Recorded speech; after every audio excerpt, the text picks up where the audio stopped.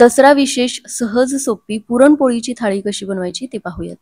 1 ते दीड तासातच 5 ते 6 लोकांसाठी हा सगळा पुरणपोळीचा स्वयंपाक बनून तयार होईल. थंड झाल्यानंतर सुद्धा मस्त मऊसूत राहणाऱ्या पुरणपोळ्या, त्यासोबतच कटाची आमटी, भाजी आणि व्हेजिटेबल पुलाव कसा बनवायचा ते सुद्धा पाहूयात. या पद्धतीने बनवलेली पुरणपोळी भरपूर पुरण भरून सुद्धा टम्म फुगते आणि थंड झाल्यानंतर सुद्धा तशाच नाजूक आणि मऊ राहतात. पुरणपोळी मस्त लुसलुशीत होण्यासाठी भरपूर ट्रिक्स यामध्ये सांगितलेल्या आहेत. दसऱ्याला किंवा कोणत्याही सणाला ही पुरणपोळीची थाळी फक्त 1 ते दीड तासात बनवून तयार होईल. चला तर मग रेसिपीला सुरुवात करूया. पुरणपोळी बनवण्यासाठी 2 कप हरभऱ्याची डाळ 15 मिनिटे मी गरम पाण्यामध्ये भिजत ठेवलेली होती. गरम पाण्यामध्ये भिजत ठेवल्यामुळे कमी वेळेमध्ये व्यवस्थित ती भिजली जाते आणि त्यामुळे कुकरच्या फक्त 3 शिट्यांमध्ये अगदी परफेक्ट मऊ अशी डाळ शिजली जाते. कुकरमध्ये ही डाळ सगळी काढून घेतली. यामध्ये डाळ व्यवस्थित बुडेल इतपत पाणी घेतलं. थोडंसं जास्तच पाणी इथे मी वापरलेलं आहे. कारण कटाची तिखट आणि आळणी आमटी मी बनवणार आहे. यामध्ये चवीपुरतं मीठ, पाव चमचा हळद आणि 1 चमचा तेल घालायचं. हे सगळं चांगलं मिक्स करून घेतलं. आता लगेचच याला झाकण लावायचं नाही. याला एक उकळी काढून घ्यायची. उकळी आल्यानंतर वरती जो फेस येतो ना, तो आपल्याला काढून घ्यायचा आहे. हा फेस काढून घेतल्यामुळे डाळीतलं ॲसिडिक प्रमाण खूप कमी होतं आणि त्यामुळे पुरणपोळी पचायला हलकी बनते. अगदी 2 ते 3 पुरणपोळ्या एका वेळी जरी खाल्ल्या तरी सुद्धा पित्ताचा त्रास होत नाही. हा सगळा फेस काढून घेतल्यानंतर सगळं चांगलं मिक्स करून घेतलं. आता झाकण लावून याच्या 3 शिट्ट्या करून घ्यायच्या. लो टू मीडियम फ्लेमवरतीच या शिट्ट्या करून घ्यायच्या. आता कुकरच्या शिट्ट्या होत आहेत तोपर्यंत पीठ भिजवून घेऊयात. तर इथे मी 2 कप गव्हाचं पीठ घेतलेलं आहे. यामध्ये चवीपुरतं मीठ घालायचं. पीठ मळून घ्यायच्या पाण्यामध्ये पाव चमचा हळद घेतली, छान मिक्स करून घेतलं. हे हळदीचं पाणी थोडं थोडं पिठामध्ये घ्यायचं आणि दाटसरच कणिक आपल्याला भिजवून घ्यायचे. मी नेहमी याच पद्धतीने पुरणपोळी बनवते आणि अगदी परफेक्ट मऊ अशी पुरणपोळी तयार होते. तर अगदी घट्टसर कणिक भिजवून घेतली. आता यामध्ये कणिक व्यवस्थित बुडेल इतपत पाणी घालायचं आणि फक्त 15 ते 20 मिनिटेच हे आपल्याला असंच ठेवायचंय. 20 मिनिटानंतर पाण्यामधून ही कणिक काढून घेतली आणि परातीमध्ये घेतली. यामध्ये आता पाण्याचा अजिबात वापर करायचा नाही. फक्त 2 मिनिटे ही कणिक आपल्याला अशीच मळून घ्यायची. 2 मिनिटे असं मळून घ्यायचं आणि यामध्ये नंतर 2 चमचे तेल घ्यायचं. 2 चमचे तेल घेऊन पुन्हा फक्त मिनिटभर हे मळून घ्यायचं. या पद्धतीमध्ये अगदी कमी मेहनतीमध्ये कणकेला अगदी रबरासारखं टेक्स्चर येतं. त्यामुळे कणिक जास्त वेळ रगडून घ्यायची काहीच गरज लागत नाही. कणिक भरपूर वेळ मळत बसायची काहीच गरज लागत नाही आणि त्यामुळेच पुरणपोळी बनवण्यासाठी सुद्धा कमी वेळ लागतो. तर हे पहा, एकूण 4 चमचे यामध्ये मी तेल घेतलेलं आहे आणि जास्तीत जास्त 3 ते 4 मिनिटेच हे आपल्याला मळून घ्यायचंय. कणिक एकदा हाताला चिकटायची बंद झाली की या पद्धतीने फक्त 1 मिनिटभर आपटून घ्यायची. यामुळे याला अगदी परफेक्ट टेक्स्चर यायला मदत होते आणि त्यामुळेच पुरणपोळी लाटताना अजिबात फाटत नाही. तर हे पहा, फक्त 5 ते 6 मिनिटातच अगदी परफेक्ट कणिक तयार झालेली आहे. हे पहा, मळून घेतल्यानंतरच याला असं टेक्स्चर आलेलं आहे. अजून आपण याला रेस्ट सुद्धा देणार आहे आणि त्यानंतर तर या कणकेला अगदी परफेक्ट टेक्स्चर येतं. पुरणपोळ्या अजिबात बिघडत नाहीत. तर बाकीची सगळी तयारी होईपर्यंत कणिक भिजवून घ्यायची. कुकरच्या 3 शिट्ट्या झाल्यानंतर थोडासा थंड झालेला आहे आणि हे पहा, डाळ अगदी परफेक्ट अशी मऊ शिजलेली आहे. पुरण वाटायच्या चाळणीमध्येच ही डाळ काढून घेतली. यातलं सगळं पाणी निथळून घ्यायचं आहे कारण या पाण्याचीच आपल्याला येळवण्याची आमटी बनवायची आहे. पुरण बनवण्यासाठी गूळ सुद्धा अगदी बारीक चिरून घ्यायचा. म्हणजे गूळ विरघळायला सुद्धा जास्त वेळ लागत नाही. पुरण सुद्धा पटकन बनवून तयार होतं. डाळीतलं सगळं पाणी काढून घेतलेलं आहे. आता एका कढईमध्ये ही डाळ काढून घेतली. यामध्ये ज्या कपने मी डाळ मोजून घेतलेली होती त्याच कपने 2.5 कप गूळ घेतलेला आहे. म्हणजे 2 कप डाळ घेतलेली होती त्यासाठी 2.5 कप गूळ घेतलेला आहे. या प्रमाणात अगदी योग्य अशा गोड पुरणपोळ्या बनून तयार होतात. डाळीमध्ये गूळ विरघळल्यानंतर हे मिश्रण थोडंसं पातळ सैलसर होतं. पण जसं हे शिजत जातं तसं हे दाटसर होतं. 7 ते 8 मिनिटातच हे व्यवस्थित दाटसर होतं. लो टू मीडियम फ्लेमवरतीच सतत हलवत राहायचं. तर हे पहा, 7 ते 8 मिनिटात पुरण आपलं तयार झालेलं आहे. पुरणाचा असा एक गोळा बनायला हवा आणि स्पॅच्युला असा यामध्ये उभा राहायला हवा. म्हणजे पुरण अगदी परफेक्ट तयार आहे. यामध्ये 1 चमचा वेलची पूड घेतली आणि पाव चमचा जायफळाची पूड घेतली. हवं तर भाजून घेतलेल्या बडीशेपची पूड सुद्धा यामध्ये घालू शकता. तर पुरण आता तयार झालेलं आहे. पूर्णपणे थंड करून घ्यायचं.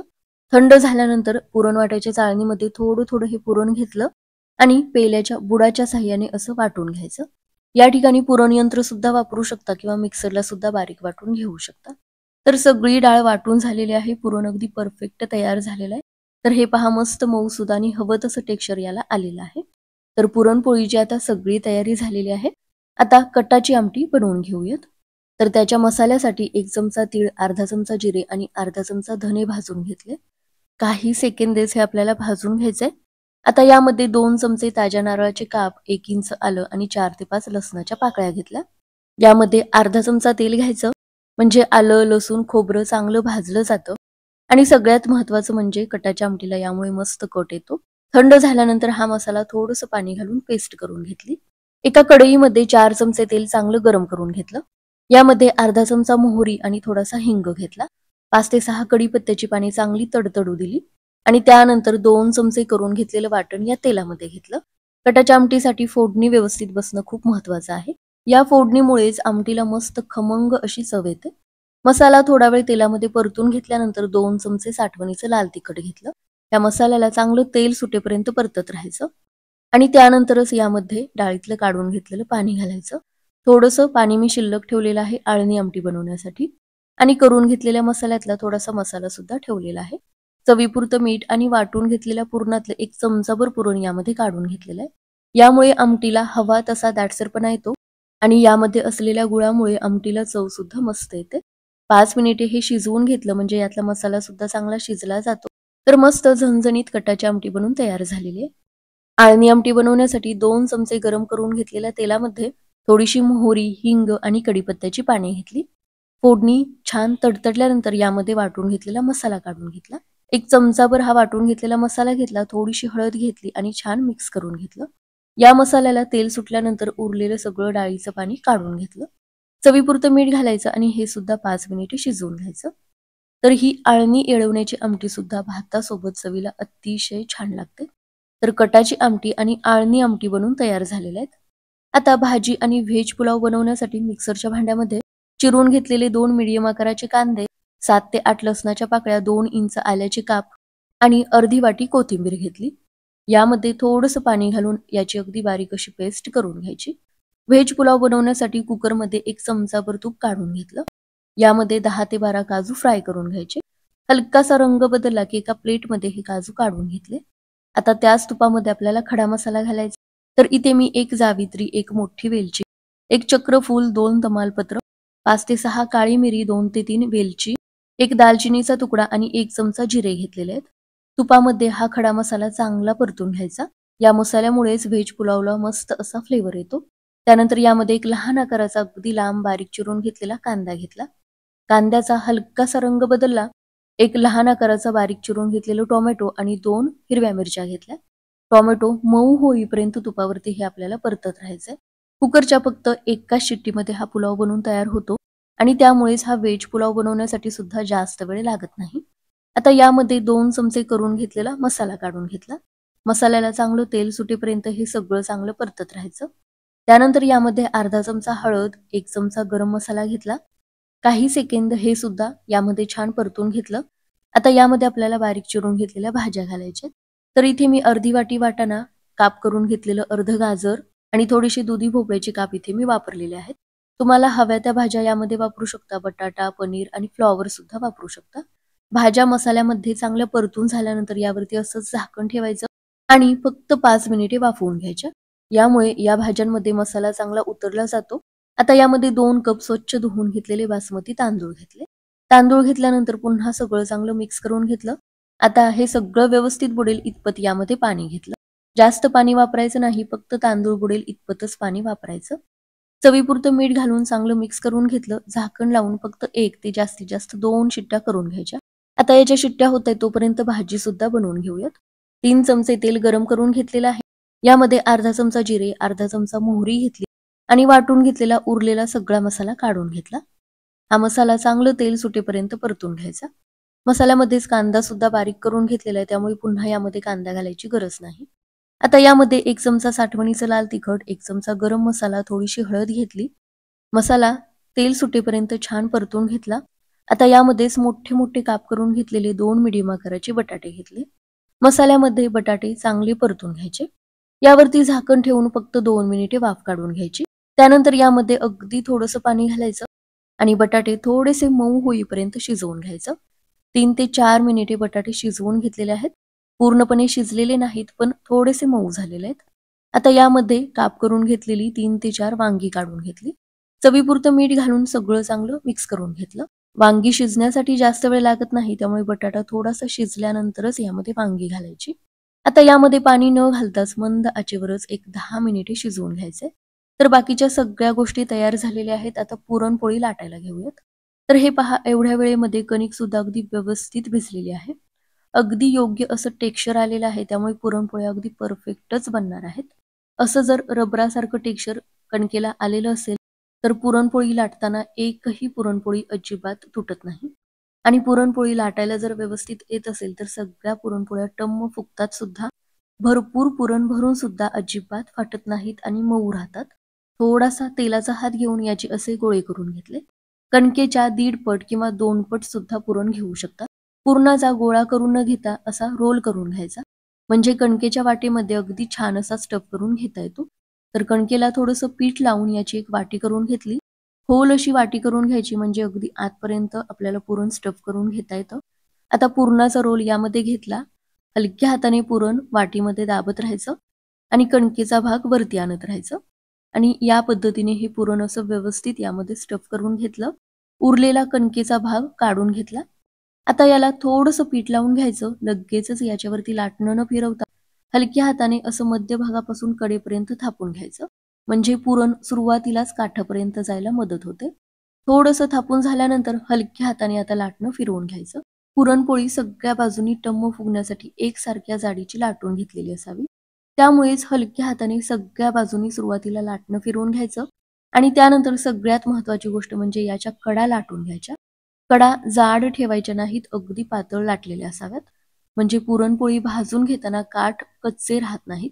दुसरी महत्त्वाची गोष्ट म्हणजे पुरणपोळी लाटून घेताना जास्त पिठाचा वापर करायचा नाही. या पद्धतीने कणिक बनवलेली असेल तर तेलाची पुरणपोळी सुद्धा सहजपणे बनवू शकता.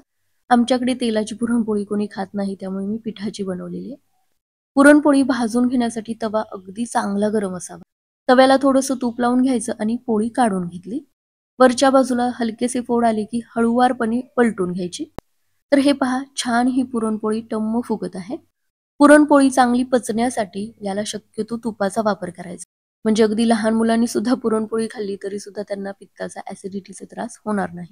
दोन्ही बाजूला 1-1 चमचा तूप लावून पुरणपोळ्या छान भाजून घ्यायच्या. यामध्ये भरपूर पुरण भरून सुद्धा सगळ्या पुरणपोळ्या छान अशा टम्म फुगतात. पुरणपोळ्या मऊ राहण्यासाठी सगळ्यात महत्त्वाची गोष्ट म्हणजे तवा चांगला गरम असावा. हलक्याशा गरम तव्यावरती पुरणपोळ्या भाजून घेतल्या तर कडक व्हायची शक्यता असते. आणि हे पहा, फुग्यासारखी अशी मस्त टम्म फुगलेली आहे. याच्या कडा व्यवस्थित भाजून घेण्यासाठी अशी ठम्म फुगलेली पुरणपोळी थोडीशी फोडून घ्यावी लागते. यातली सगळी वाफ बाहेर गेली की याच्या कडा सुद्धा छान भाजल्या जातात. त्यामुळे उलथाण्यानेच अशी थोडीशी वाफ काढून घ्यायची आणि याच्या कडा सुद्धा चांगल्या भाजून घ्यायच्या. तर मस्त मऊ अशी ही पुरणपोळी तयार झालेली आहे. याच पद्धतीने सगळ्या पुरणपोळ्या लाटून घ्यायच्या.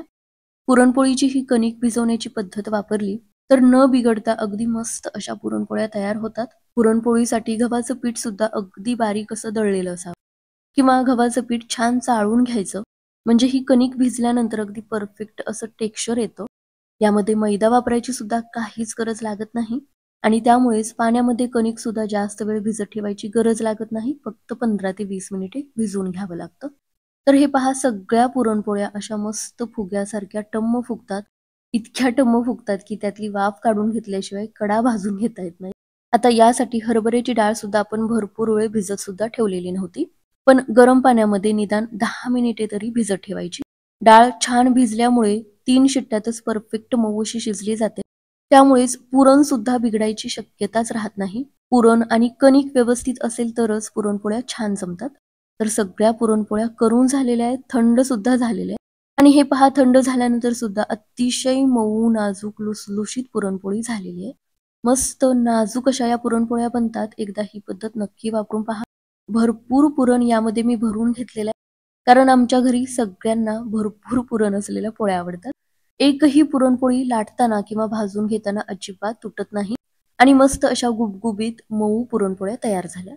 कटाच्या आमटीला सुद्धा परफेक्ट कन्सिस्टन्सी आलेली आहे. मस्त कट सुद्धा आलेला आहे.